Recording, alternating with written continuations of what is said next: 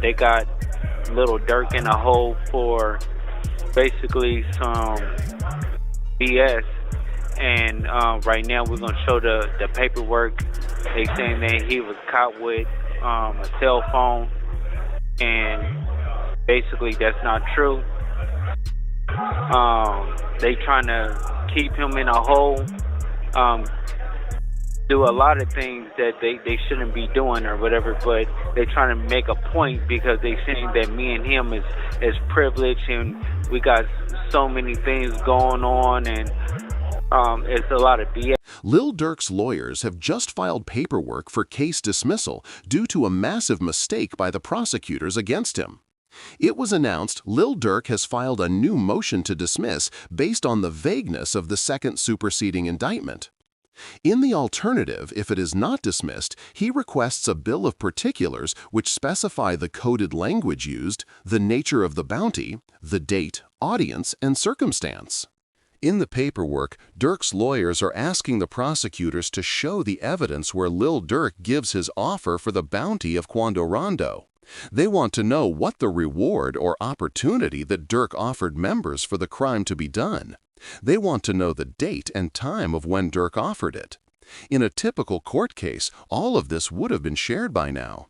However, the prosecutors aren't giving it up, making Durk's lawyers believe they don't even have the evidence against him. However, this led into bad things for Lil Durk. Durk was taken into solitary confinement indefinitely after a CO discovered a cell phone in his jail cell. They got Little Durk in a hole for basically some BS. And right now we're going to show the paperwork. They saying that he was caught with a cell phone, and basically that's not true. Free the bro. As the streets link this to the crime of Durk's homie Glee passing away in Chicago, which means members were targeted and raised the question of who would want revenge. All leads currently point to Quando Rondo and his team wanting to get revenge, because Durk is currently facing crimes for the hit on Quando's friend Lil Tab. And coincidentally, on the same day that someone tried to take out Lil Durk, Wando and Lil Tim released interviews that same day. Rather than being hateful towards Durk for taking out their friend, they say they wish it was handled in a different way. But some fans believe this is just a front to make them look good to the feds. Meanwhile, they could have placed the hit, as Lil Tim said, to know, like, I was just protecting my little brother. When you did finally find out that it was King Von how you feel? I was like, damn, if Brian did that stupid oomph last night, his still would have been alive. That's how I was. But I was like, I ain't know the type person I am. Like, I'm a humble person. I ain't no disrespect to like his mama saying like that, because I could easily get on that type of stuff and be clout chasing type. Like, I ain't on that type. I'm a humble person. But it's like they ain't never popped that off. That would have never happened like that. This led to Quando Rondo saying something similar to Lil Tim. Whoever on my side, they got kids and a mama that 100% love them. And at the end of the day, bro, all this bull that we talking about is stupid. That could have been handled a totally different way. It could have been handled to the point where a song in 3-4 million could have came out or whatever. Like, it could have got handled in a legit way, in a music way, as these are two well-known ops of Lil Durk, and suddenly they're praising him. But many believe they acted fast on trying to take out Durk because he might get released soon. A new report shared, words from Durk's father have Durk being released on bond. With this being his third attempt, his lawyers made an offer so great the judge can't refuse it. I just left the courtroom for the bond hearing for my son, for the lease for the third time. This time it was very fair. The judge was very fair.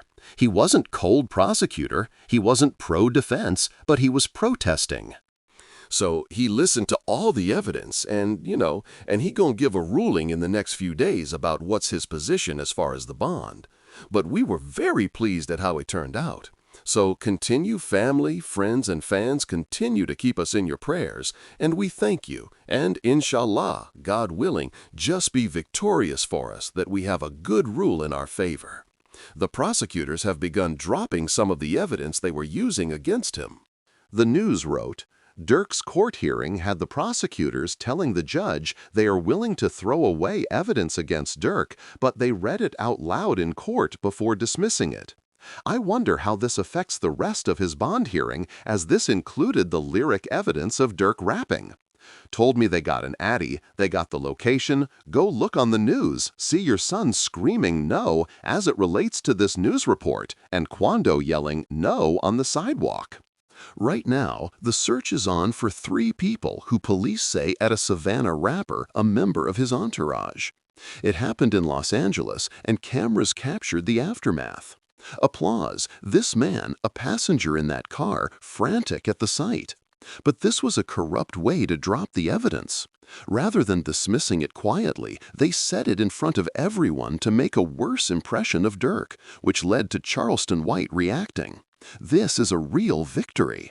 Now, that demonic force was a dark force. It was a dark energy. I think we now finally get to put that fire out. I don't think we'll hear drill music ever again. I don't think drill rappers would ever be celebrated, ever again. Down goes the drill. So this is a victory for law-abiding Americans who like hip-hop music but don't like the killing part of it. Charleston hates the idea of Durk being released, but a professional lawyer gave his thoughts on the prosecutors dropping evidence. The other allegation they backed away from, which is huge. It shows the weakening of the case. Previously, the prosecution had alleged that Durk paid the bounty for the through one of his co-defendants, and they named the co-defendant. Now they've backed off that allegation. They're not actually saying that Durk paid the bounty through the co-defendant or anyone else. And the fact that they're not saying that suggests that previously they thought they were going to be able to prove that he paid the bounty through this guy. And now they know we're not going to be able to prove that he paid the bounty through this guy. Without a doubt, this helps Durk's case. However, we heard from Durk's official lawyer, Drew, as he said the charges are a joke. The case is as follows. So there was an indictment that did not name him, right? It named others, and then there was an unindicted person. And then 3 weeks later, that indictment was what's called the first superseding indictment, and it does name him. The indictment was identical, except the unnamed person now became Durk Banks. And this is the really important part. The second indictment, what's called the first superseding indictment, only had one new fact. It had one new fact, and that was it alleged that there was a video by Durk that celebrated and monetized this. However, the judge would deny Durk's bond attempt. As the feds say, Durk would need to go completely broke and give up all of his property to be granted bond. They fear he might use his fortune to place bounties on witnesses. No bond for little Durk. Let me tell you about what options he has left and why the bond was denied this time. Now, he's in federal court on a murder-for-hire charge where he faces the possibility of life in prison. What that means is under the federal law, it is presumed that you do not get a bond because the charge and the penalty are so serious. So your lawyer has to go out there and show why you should get a bond. Now, ultimately, what the district judge decided to deny the bond on was a couple of factors.